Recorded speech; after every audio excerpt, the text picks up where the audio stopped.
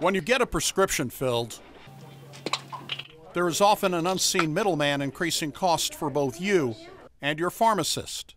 This is a situation that's directly affecting consumers. They can come in and take up to $15 to $18 back from me. The middleman is known as a pharmacy benefit manager, or PBM. PBMs negotiate drug prices between drug makers, insurance providers, and pharmacies. The PBM impacts you and your neighborhood pharmacist in a couple of ways through two types of transactions known as clawbacks: copays and DIR fees. We'll look at copay clawbacks first. When you go into the pharmacy, you're paying a higher price than what that pharmacy is being reimbursed. So it's very much hurting consumers. It works like this. When you purchase certain drugs, you are charged a copay. If the cost of the drug and pharmacy fee is less than the copay, the PBM takes or claws back the difference. We found an actual example of this practice in a class action lawsuit when a patient received a prescription for an antidepressant known as sertraline. The patient was required to make a copay of $15.80. The cost of the ingredients is $2.77, along with a pharmacy fee of $1.40, for a total cost of $4.17. But remember, the patient's copay was $15.80.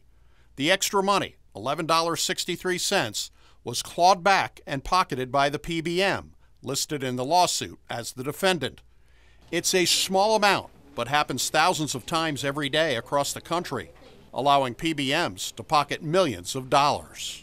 The problem with clawback is with a lot of the very large front-end deductibles, the patient is paying 100% of the cost of the claim.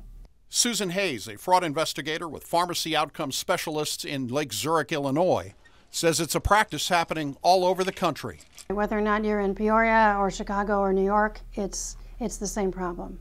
One of the nation's largest PBMs, Express Scripts, posted on its website in January, it does not engage in copay clawbacks, calling the clawbacks an anti-patient practice.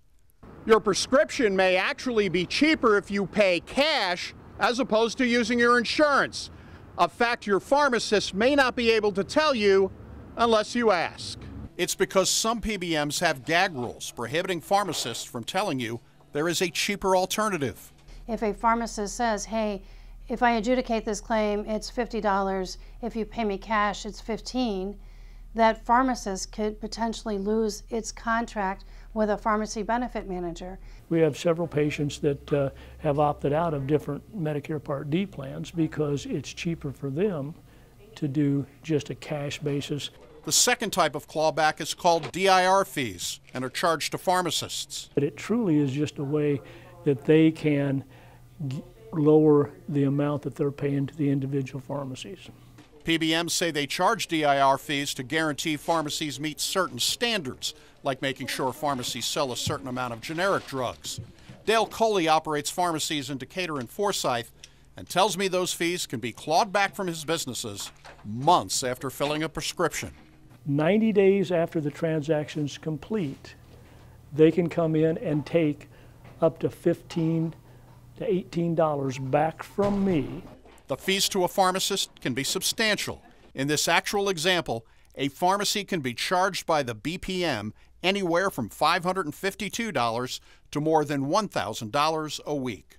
A lot of times you lose money, is that correct? Correct. You think on the initial transaction, you maybe have made $5 or $10 or $12 on this thing here, and then 90 days later they'll come in and claw back or take back $15. Susan Hayes is not an expert in ethics, but she has a personal opinion on the practice of clawbacks. In today's environment where drug costs are going up astronomically, asking an individual patient to pay 15 to 20% more is just not very ethical in my book.